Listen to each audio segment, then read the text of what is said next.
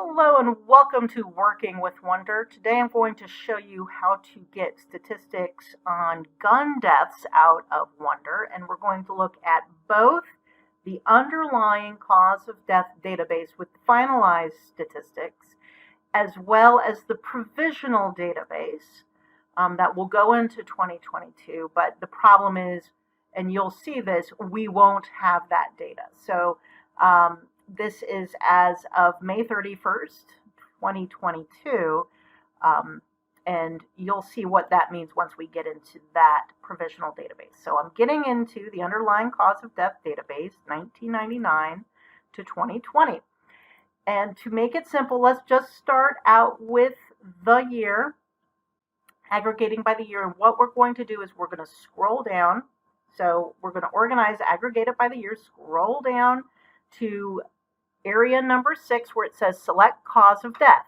You're going to use the radio button to select injury intent and mechanism. On the left, it's injury intent. We'll get to that in a moment. But all we're going to do is go to the injury mechanism and other leading causes, and we're going to select firearm and then send. And what we're going to get, and let me explain, it's going to be from 1999 to 2020, the number of gun deaths or firearm deaths. This includes accidental gun deaths, homicides, suicides, legal interventions, so that's like police. And then we have stuff like acts of war.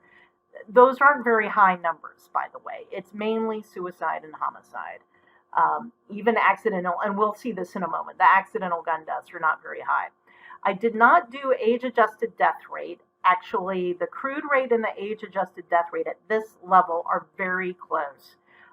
It's not really useful to do different numbers at this point. I'll show you something in a moment where they are different. But for this view, we might as well just keep it at the crude rate. That's fine.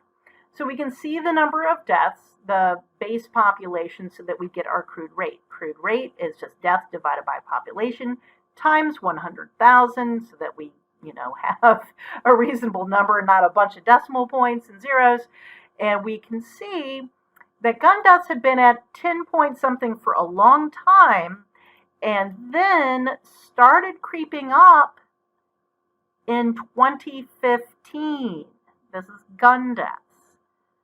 So this is just something to keep in mind.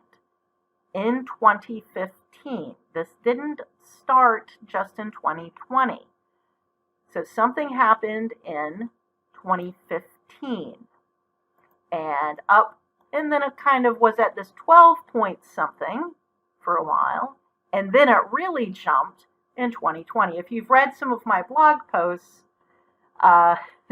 that's mainly homicides and not suicides, though it turns out, and I did some prep on this, I was actually wrong. Gun suicides actually also increased. Suicides overall didn't increase, but gun suicides also did.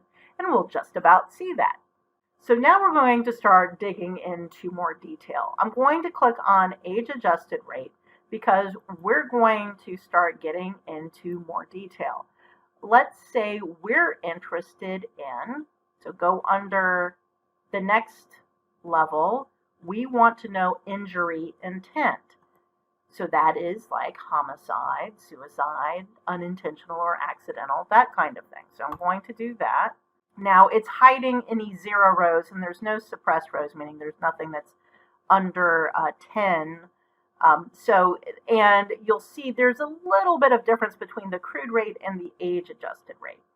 So unintentional, so here's our accidental gun deaths, about 800 some, then suicide, homicide, undetermined, and it can be difficult sometimes to tell if it was an accident or suicide or homicide sometimes, and then legal intervention / operations of war.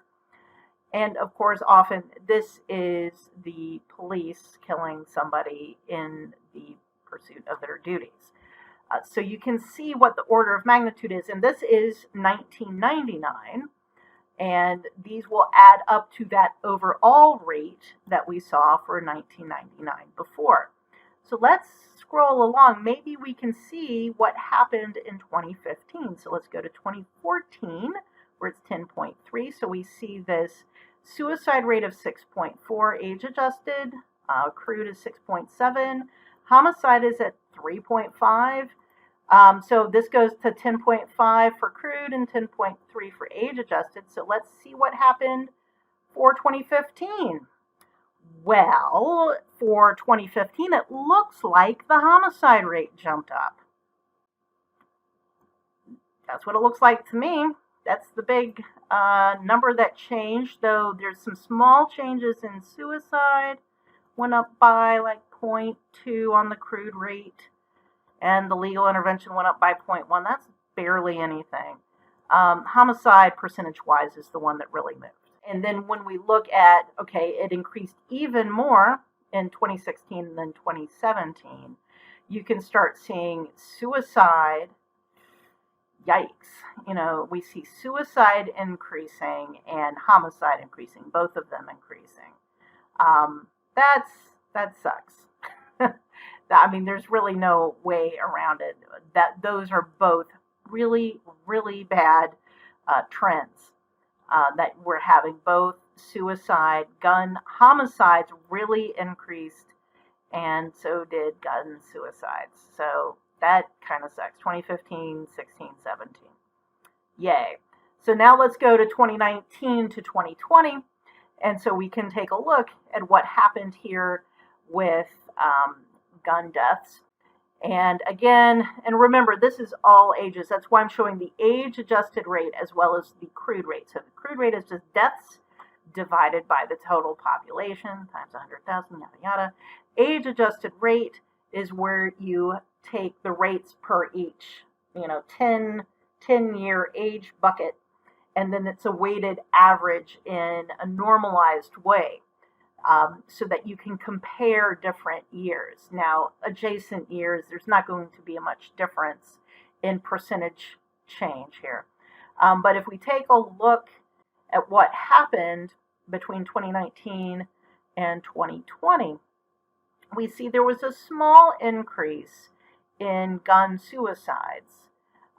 So this is different from the overall suicide trend. The overall suicide trend went down a little between 2019 and 2020, but of course there's multiple methods. And then homicide went up by a lot. So that was a really, really horrific trend between 2019 and 2020. So that's something to look at. That's for gun deaths. There's other aggregations you can do. So let's go back to the request form. Okay. We can do it, and I'm going to keep the age-adjusted rate in there. We can do it by gender. Actually, this is a useful one to do. It's going to conform with what you think. Most gun deaths are male. The ratio is, look at it. And let's again look at what's happening 2015, 16, and 17. The shifting, it's all males. Yeah, it goes up. It does go up somewhat for females, okay, I admit. But most of the large eye-popping numbers are for males. Just no way about it when you see the split out male to female for gun deaths. And of course, I can do a further split out. Gender and then intent. Okay, so we have year, then gender, and then intent. And you can see how it breaks out suicide versus homicide.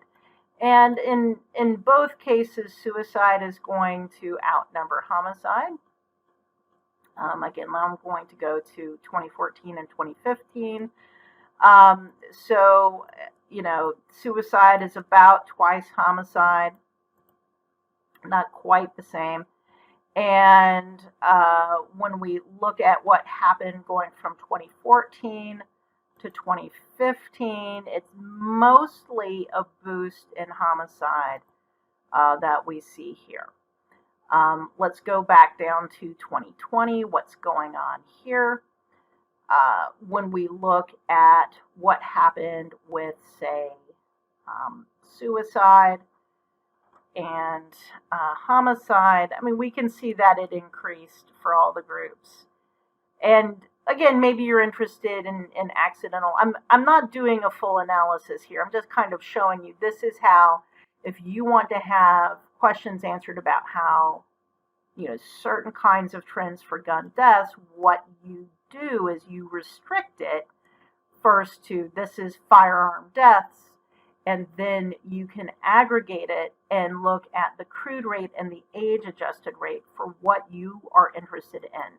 You can aggregate by race, you can aggregate by Hispanic origin. The one that people have been looking at, of course, is by age group. And the one that has been, the age groups that have been used in the media recently, and again, this is the end of May 2022. Oh, I'm sorry, you can't use age-adjusted rates for the age groups, is the 5-year age groups. Okay, because the way they run is less than 1 year, which is infant mortality, and you really can't do a rate on that. There is almost no gun deaths for babies. Okay, 1 to 4, 5 to 9, 10 to 14, and 15 to 19. And so someone had aggregated the groups 1 through 19. When you look at the actual numbers, you see it's very lopsided. Most of the numbers, and this is just 1999. When I get to 2020, you will see how lopsided this is. It's very lopsided in that almost all of the deaths are coming from the 15 to 19 bin. So when I come down here, and I'm going to show you something. So here's 2014, and it's good to look at where the peaks are. Yeah, let me do it. Let me do it before we see it go up. In general, the peak rate, and that's where you should look, not just where the peak number occurs, but the peak rate. The peak rate usually occurs age 20 to 24, and then it falls down on both sides. But what you need to know, and I'm not doing the breakout here, this is just something I know from prior analysis, is that this is coming, this is where the peak homicide rate is coming from. Suicide rates, gun suicide rates are flatter, but they actually do increase with increasing age. So what happens is you have a higher homicide rate. I did not restrict this to homicides. So this is mostly homicides and suicides. There's very few accidental and other kinds of gun deaths in here. So it's mostly homicides and suicides. Around this 20 to 24 peak, the percentage that's homicides is relatively high, and then it falls off to the sides, so that at these higher ages up here, it's mostly suicide. So it's an interesting, distribution. Anyway, going to what happened 2014 to 2015. So 2014, again, we see this peak. So it's at 17.7 for the rate at the peak of 20 to 24. And then when we get to 2024, it goes to 19.8. And then in 2016, it goes to 21.6. So it's really climbing this rate at this peak age. And then now you're seeing the adjacent age of 25 to 29. And again, this is being pushed up. It's both suicide and homicide in these years. And it just climbed. But this is nothing like the jump from 2019 to 2020. So let's take a look. In 2019, again, we still have the peak at 20 to 24, and it's at 21.1 in 2019. It goes to 20 to 24 years. It has its peak there, 19, 17, etc. here. But then it goes to 2020. Let's take a look at what the peak is. So remember, 21.1 for age 20 to 24. Age 20 to 24, 27. And then we have 24.3 for age 25 to 29. And so this is in 2020. It really jumped up. And if you want to take a look at when did this occur, I'm going to go back to this. And this is like, you're not having to use Excel. You're just pulling this data straight from the CDC. This is coming straight from death certificates. These are not estimates. This is real data. If you group results by month, it will give you the number of deaths month by month. And, I'm starting in 1999. You can see if there's seasonality and that kind of thing. You do need to be careful, by the way. Someone once asked me, why did the deaths drop from January to February by a certain percentage, which just sounded like, going from a month that had 31 days to 28 days. So, you need to be careful about some of these analyses. But when you see, and I'll point it out to you. So you see, okay, so you go December, January, February, okay, March, April, and then it jumps. Okay, it's jumping up in May 2020, jumps higher in July, peaks in July 2020, and then comes down some. It's heightened in the summer of 2020, comes down a little bit. We're going to look in 2021 in a moment. It's amazing. It really jumped up a lot during 2020. And I can do a breakout suicide versus homicide. It was a very large percentage increase. There was an increase in gun suicides, obviously, but not as huge a percentage increase as gun homicides. For this next part, I'm going to use the provisional. So go to multiple cause of death provisional. We're going to go use the 2018 through last month. And I want to show you something. I'm going to start you out on month. And then we're going to go down here. You got to be careful on this one. This is the multiple cause of death provisional database. There are two areas about cause of death. There's underlying cause of death and multiple cause of death. We're going to go up to underlying cause of death. There's one and only one per death certificate. We're going to select injury, intent, and mechanism. Again, we're going to select firearm. Now, the reason I pick month, you will be about to see. I'm just going to hit send. This is going to overlap some of the stuff we had before because it starts at January 2018. Now, supposedly it goes through April 16th, 2022. I am going to say show suppressed rows. And this is why. I'm going to scroll down. So we see our numbers. We're going to see the jump up in 2020. And then we go, once we get into 2021, it's provisional numbers, still kind of high.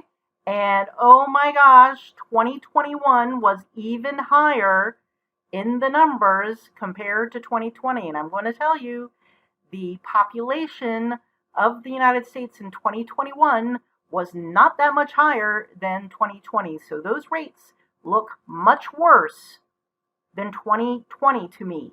It's worse in 2021, okay? So that's pretty easy, but now take a look. November and December 2021 are suppressed. And that is because, and this is not unique to gun deaths, this is not a conspiracy, this is just something they do for all external causes of death. So for things like motor vehicle accidents, any kind of suicide, any kind of homicide, any kind of accidental cause of death, any external cause of death gets suppressed in the database for 6 months. And that's why we have 6 months of suppressed rows. I've been waiting. It's going to take 2 more months of database updates before I'm going to be able to get any of the any of the December 2021 gun deaths, drug overdoses, that kind of thing. So when people pull like full year, so if I've pulled full year, I'm going to go back to the request form. And this is why you'll see why I pulled the month one instead of year. So I'm going to do year. And it has the rate. So if I just pulled the aggregate by year, and you'd say, oh, look, 2021. It comes down It's about the same as 2019, a return to normal. Except I know about the data that 2 months are missing. It did not return to normal. There were definitely gun deaths in November and December 2021. Now, they may not have been as elevated as we saw in the rest of 2021. I would not be betting that way. I am thinking that it's going to be at least as bad as 2020, if not worse than 2020, when we get our final numbers in for gun deaths. So that's why I showed you the breakout by month.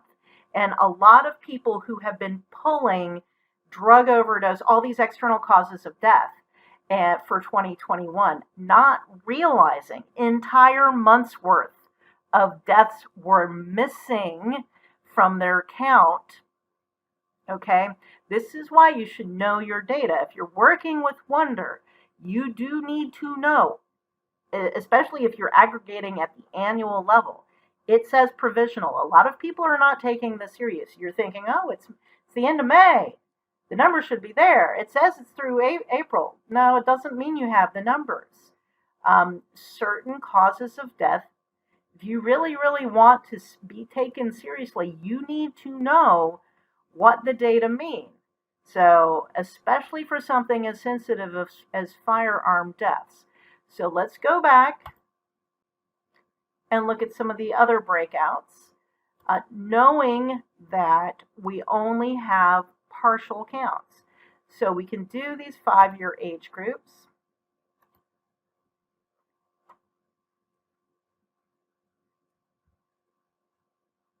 Okay, so again, we see that it's gone up for 2020.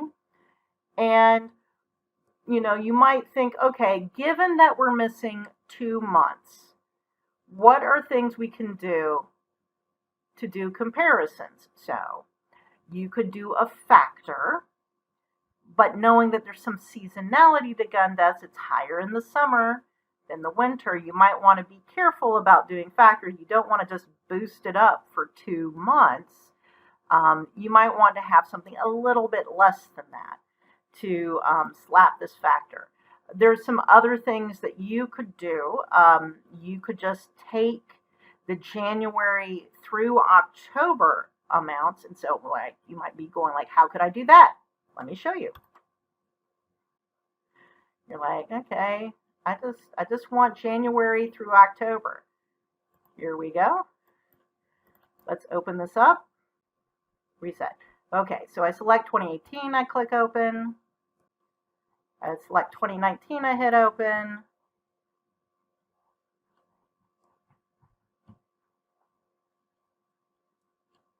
And I select 2021 and I hit open. So let's just say I want to compare like to like, and we're just going to ignore November and December.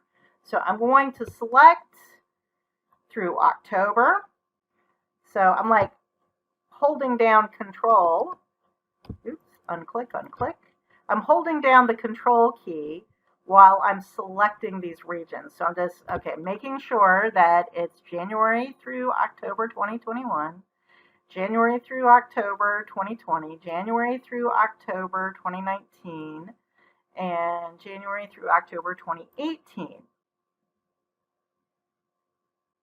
Oh, this isn't working. Oh.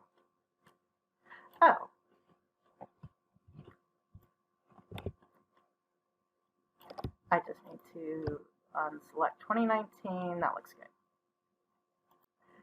So now it gives me the total. Okay, it's not going to give me the rates, which is annoying, but I do have number of deaths. If I assume, okay, the population doesn't change that much, or I save the populations from those years from prior data draws, you know, it's about that, right?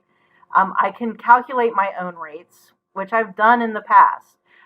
So I can compare the numbers that I have for those first 10. So let's take a look at, let's just look at our peak. So I have 4,790 for 2020 from those first 10 months. And then I have 5,163. that's really not comparing nicely.